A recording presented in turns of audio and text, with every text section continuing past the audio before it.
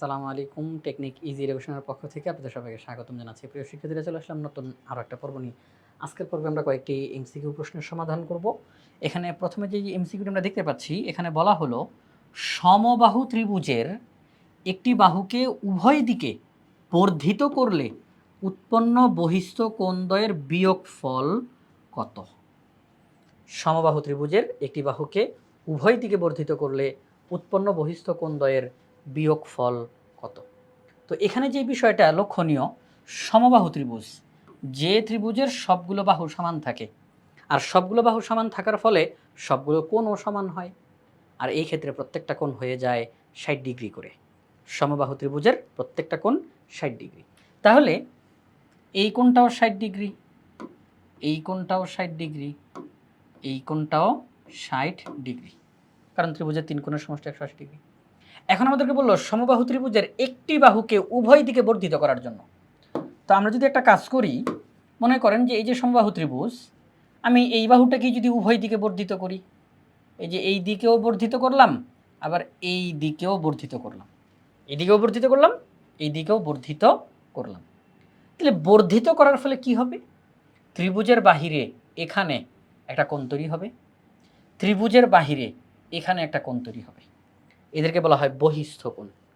ত্রিভুজের বাহুকে বর্ধিত করার ফলে ত্রিভুজের বাহিরে যেই কোণ উৎপন্ন হয় তাকে বলা হয় বহিস্থ কোণ।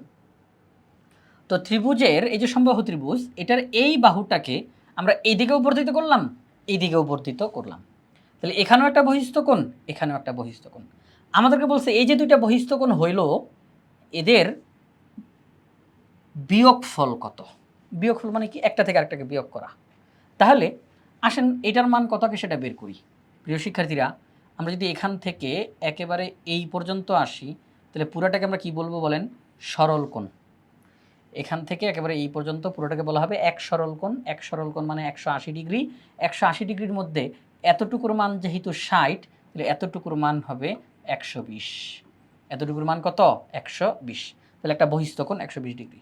এবার এই পাশে আসি, এই পাশেও একই কথা, এখান থেকে এই পর্যন্ত পুরাটা এক সরল কোণ ১৮০ ডিগ্রি। তাহলে এতটুকু যেহেতু ৬০, তাহলে বাকিটুকু ১২০ ডিগ্রি। তাহলে আমরা দেখতেছি যে দুইটা বহিস্থ কোণ যে তৈরি হইছে, এই যে এখানে একটা বহিস্থ কোণ, আবার এখানে একটা বহিস্থ কোণ, এই দুইটি বহিস্থ কোণ যদি বিয়োগ করি, ১২০ ডিগ্রি বিয়োগ ১২০ ডিগ্রি, তাহলে কত হবে? ০ ডিগ্রি।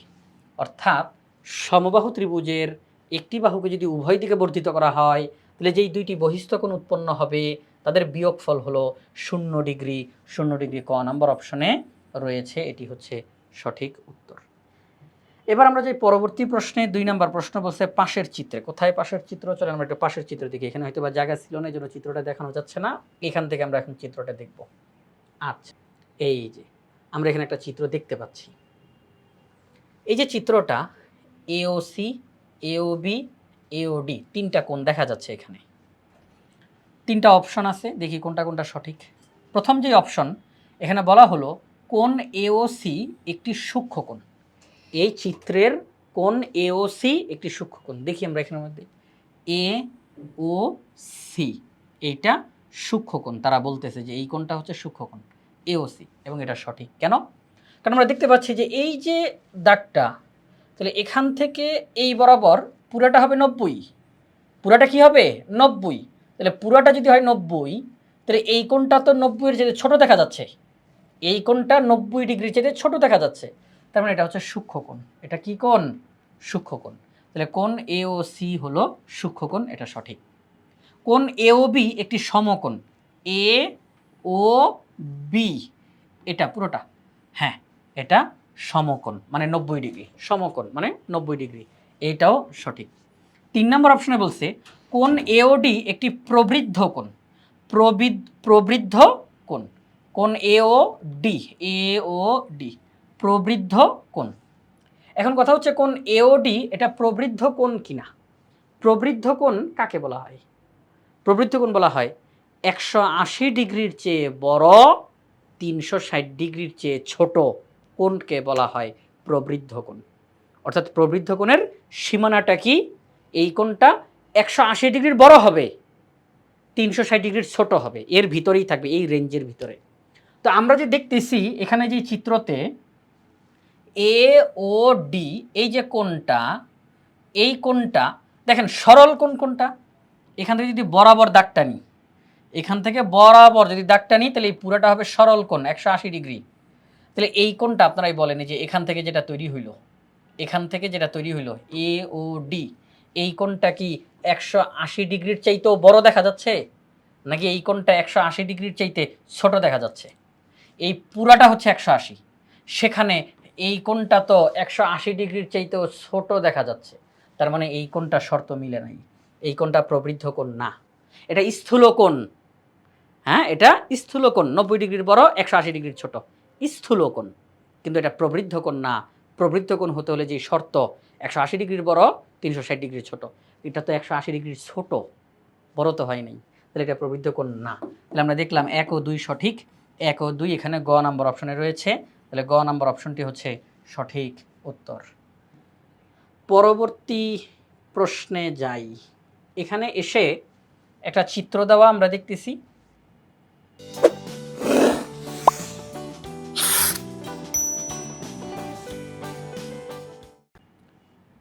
এ B F D C E G একটা চিত্র। বলছে উপরের চিত্রে এ বি সমান্তরাল ইএফ সমান্তরাল সিডি, অর্থাৎ এ বি তার সমান্তরাল ইএফ তার সমান্তরাল সিডি। আচ্ছা, বিডি লম্ব সিডি, অর্থাৎ সিডি বাহুর উপর বিডি নামে একটা লম্ব আঁকা হয়েছে। সিডি বাহুর উপর বিডি নামে একটা লম্ব আঁকা হয়েছে। সিডি কোনটা? এটা হচ্ছে সিডি, আর বিডি কোনটা? এটা হচ্ছে বিডি। তার মানে বোঝা যাচ্ছে সিডির উপর বিডি নামে একটা লম্ব আঁকা হয়েছে। সিডির উপর বিডি নামে একটা লম্ব আঁকা হয়েছে। তাহলে সিডি বাহুর উপর বিডি নামে লম্ব আঁকা হয়েছে, তার মানে এখানে 90 ডিগ্রি, যেহেতু লম্ব আঁকা হয়েছে 90 ডিগ্রি। এখন কথা হলো, যেহেতু এই বাহু আর এই বাহু সমান্তরালে আছে, তার মানে অটোমেটিক আমরা বলতে পারি এই যে বিডি পর্যন্ত না গিয়ে বিএফ পর্যন্ত যদি থাকি, তাহলে এটার সমান্তরাল যেহেতু এটা, তাহলে অবশ্যই এখানেও 90 ডিগ্রি তৈরি হয়েছে, স্বাভাবিক। আপনি যদি এতটুকুতে তাকান, তাহলে অবশ্যই এখানেও 90 ডিগ্রি তৈরি হয়েছে।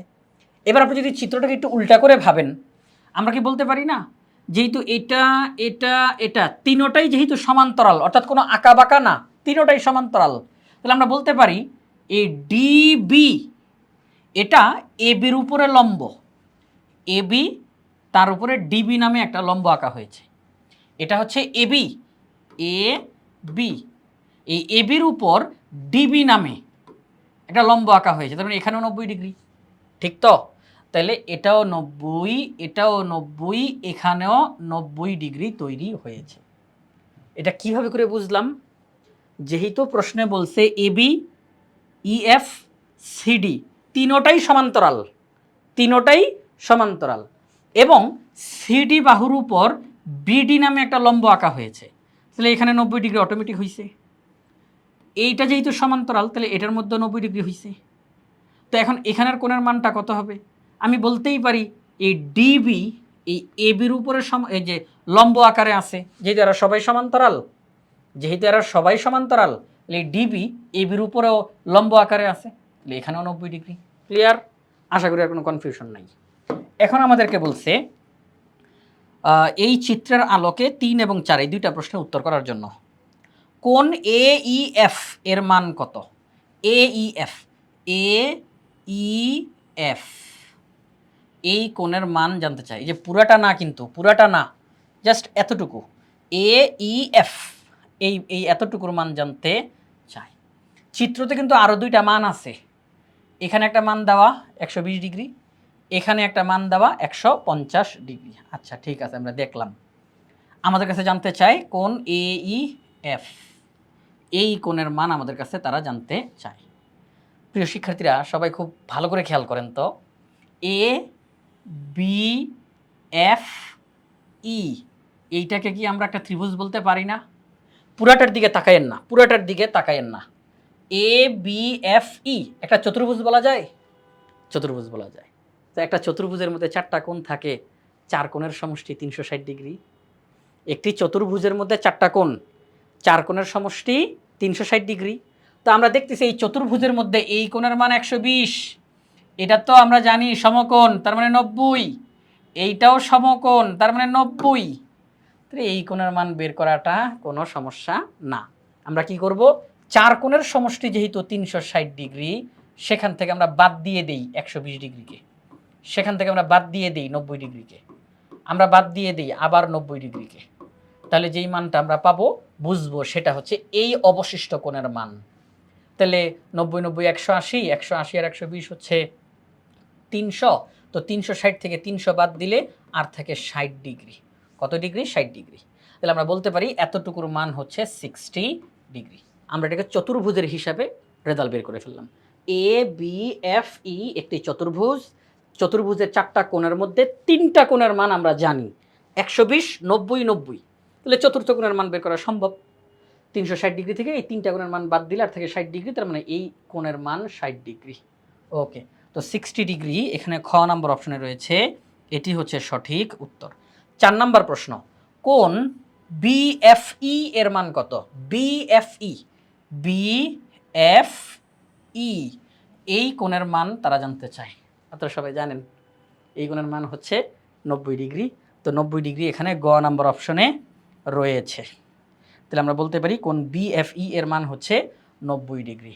তো প্রিয় শিক্ষার্থীরা, আজকের পর্বে আমরা এই কয়েকটি এমসিকিউ প্রশ্নের সমাধান করলাম।